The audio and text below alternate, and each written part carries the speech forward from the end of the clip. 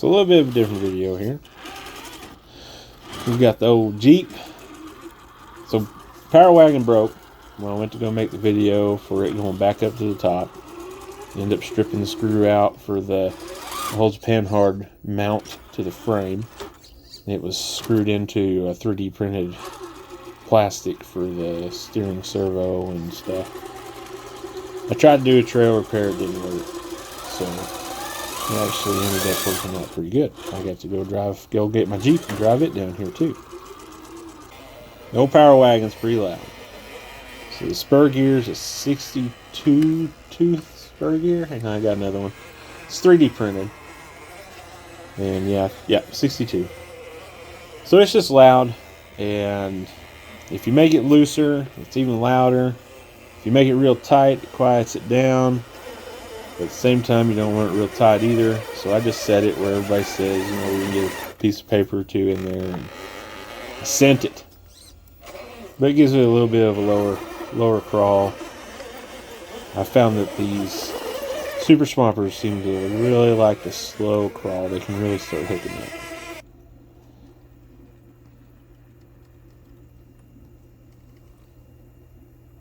So watch the brain on Adam work here. Come down. Going slow. I know that rear tire's so close and almost in the drink. And then I tried to save it with my Note 20 on a selfie stick over this water. Yeah, I was sitting there thinking, whoa, what a smart idea there, dude. So the video of going and getting the power wagon and driving up is now turned into a recovery video. So it worked out really well.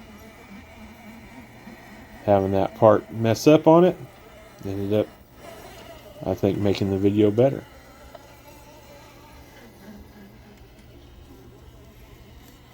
So one thing I really like about the power wagon is not only the tires and the way it's all set up. It seems to crawl really well. But it's got the dig, and you can see right here, I'm going to lock in the rear tires, spin the front end around a little bit, and it works pretty decent.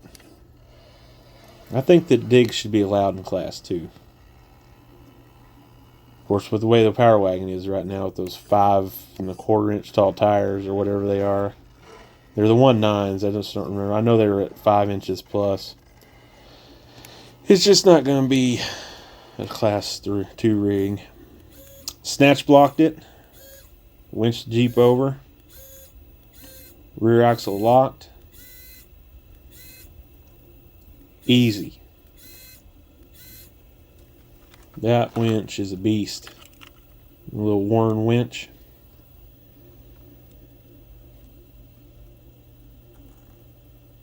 I know that winch can it can winch hard enough just on a single line pull. It'll bring the back of the power wagon off the ground.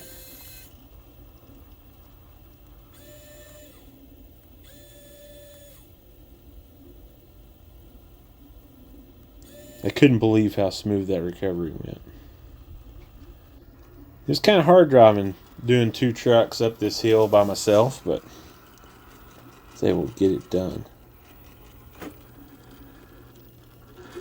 So these tires on the Jeep, they're cheap knockoff ones, but they're pretty soft, and generally they hook up and they do really well. And I just like the way the whole look is with the 2.2 wheels. And, I mean, until these tires got wet, they were actually performing pretty well. But this rock, whenever it rains, this is all just a flood right down here. So all these rocks get really smoothed out. So even though they look rough, they're actually pretty smooth. And going up this, behind this, if these trucks flip over, it's a real deep hole with nothing but water. And this is a pretty steep climb. And right here, right at the beginning, I was having trouble, and I was like, you gotta be kidding, this was the easy part.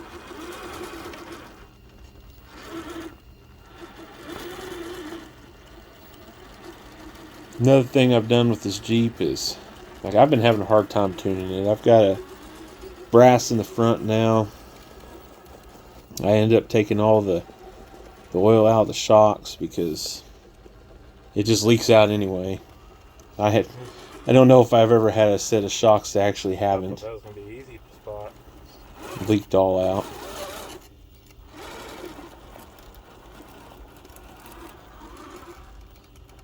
But I kind of like it without the shock oil.